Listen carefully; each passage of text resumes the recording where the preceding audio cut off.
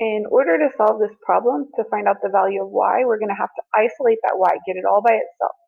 So in order to move the positive 2.9 to the other side, we're going to use inverse operations and subtract 2.9. If I do it on the left side of my equation, I've also got to do the same thing on the right in order to maintain a balanced equation.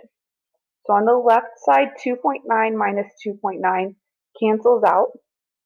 We're left with a y equals, and if I subtract over here, I've got 17 minus 9, which is 8.